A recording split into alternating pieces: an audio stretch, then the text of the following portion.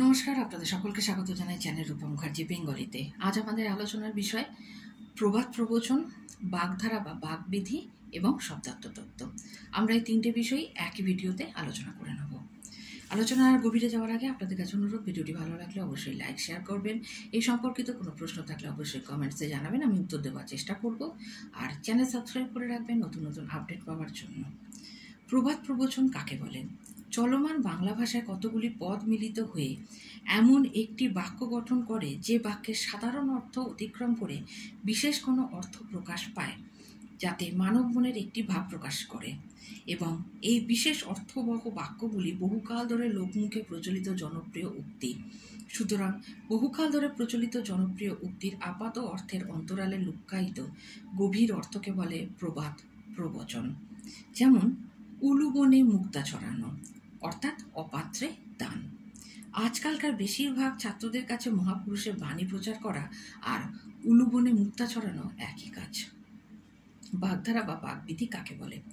বাগধারা হলো বাংলা ভাষায় ব্যবহৃত এমন কতগুলি শব্দ বা শব্দ সমষ্টি যেগুলি আবিধানিক অর্থে ব্যবহৃত না হয়ে কোনো ইঙ্গিতপূর্ণ সূক্ষ্ম অর্থে ব্যবহৃত হয়। শব্দ সমষ্টির প্রতিটি শব্দের পৃথক পৃথক অর্থ করলে যে অর্থ দ্বারায় শব্দগুলির সমষ্টিগত অর্থ তার থেকে ভিন্ন। এই বাগধারার কাজ বক্তব্যকে সংক্ষেপিত করে রসসিক্ত করা। এর সার্থক প্রয়োগটি এখানে সবথেকে গুরুত্বপূর্ণ। যেমন আমড়াগাছি। আমড়াগাছি শব্দের অর্থ হলো তোষামত করা। অফিসে বড়বাবুর আমড়াগাছি করে নিজের চাকরি বজায় রেখেছ, ক্ষমতা তো তোমার কিছু নেই। হ্যাঁ, এই ধরনের উদাহরণগুলিকে বলা হয়ে থাকে বাগধারা। আসুন তাহলে এবার পরবর্তী আলোচনায় যাওয়া যাক, অর্থাৎ শব্দার্থ তত্ত্ব। শব্দার্থ তত্ত্ব কি, এর গুরুত্ব কি? ভাষাকে বিশ্লেষণ করলে দুটো দিক লক্ষ্য করা যায়। একটি হলো ভাষার বাইরের প্রকাশরূপ, এক্সপ্রেশন অ্যাসপেক্ট। অপরটি হলো ভাষার ভিতরের ভাব বা অর্থ, কন্টেন্ট অ্যাসপেক্ট। ভাষা বিজ্ঞানের যে শাখায় ভাষার এই অর্থ সম্পর্কে আলোচনা করা হয় তাকে শব্দার্থ তত্ত্ব বা সেমেনেটিক্স বলে। শব্দার্থ হলো ভাষার প্রাণ। এই ভাব ও অর্থকে বাদ দিলে ভাষার কোনো উপযোগিতা বা গুরুত্ব থাকে না। তাই ভাষা বিজ্ঞানের একটি অপরিহার্য অঙ্গ হলো শব্দার্থ তত্ত্ব। শব্দের অর্থ পরিবর্তনের কারণগুলি উল্লেখ করুন। ধ্বনি পরিবর্তনের কারণের মতো অর্থ পরিবর্তনেরও নানা কারণ আছে। কারণগুলিকে প্রথমত দুটি শ্রেণীতে ভাগ করা যায়: স্থূল কারণ, সূক্ষ্ম কারণ। স্থূল কারণগুলি আবার তিনটি ভাগে বিভক্ত: ভৌগোলিক কারণ, ঐতিহাসিক কারণ, উপকরণগত কারণ। সূক্ষ্ম কারণগুলিকেও নানা ভাগে ভাগ করা যায়: প্রথমত সাদৃশ্য, দ্বিতীয় মানসিক বিশ্বাস ও ধর্মীয় সংস্কার, তৃতীয় শৈথিল্য ও আরামপ্রিয়তা এবং চতুর্থ আলংকারিক প্রয়োগ। শব্দ পরিবর্তনের ধারাগুলি উল্লেখ করো। অর্থ পরিবর্তনের ধারাকে তিনটি শ্রেণীতে ভাগ করা যায়: অর্থ বিস্তার অর্থাৎ এক্সপেনশন অফ মিনিং, অর্থ সংকোচ reduction or contraction of meaning,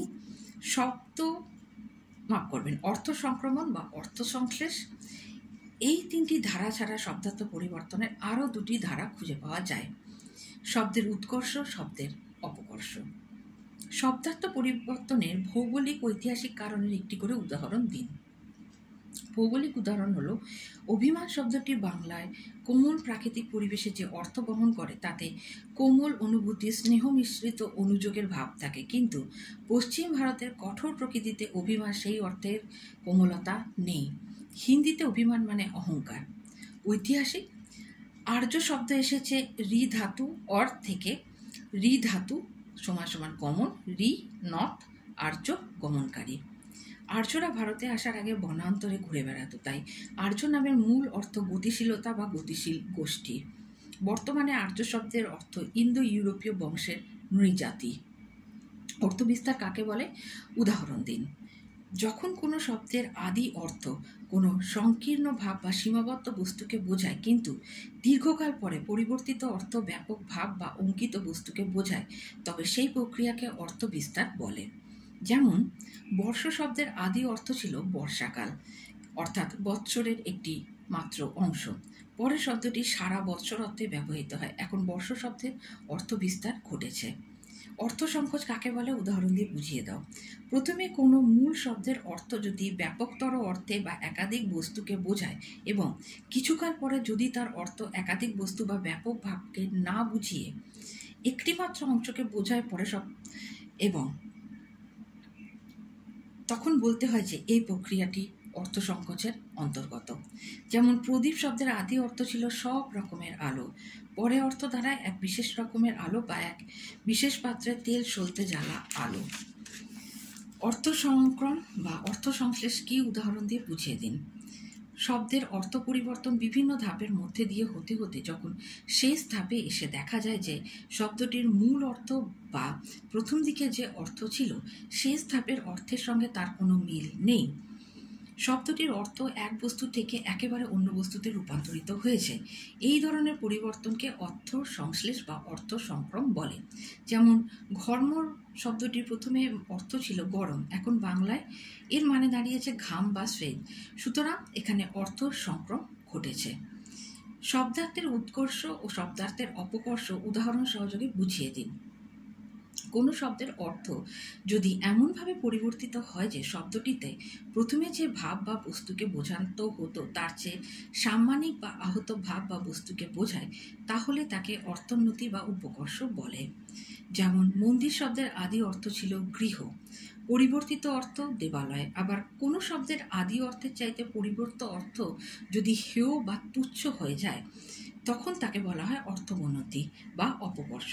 যেমন মহাজন শব্দের আদি অর্থ ছিল মহান ব্যক্তি, কিন্তু পরিবর্তিত অর্থ হলো সুদখোর, এখানে শব্দার্থের অবনতি ঘটেছে। আপনাদের জন্য আমি বেশ কিছু উদাহরণ দিয়ে দেবো যাতে আপনাদের এই বিষয়টি বুঝতে আরও সুবিধা হয়। এই সম্পর্কিত কোনো প্রশ্ন থাকলে অবশ্যই করতে পারেন। দেখা হচ্ছে পরের ভিডিওতে। ধন্যবাদ, নমস্কার।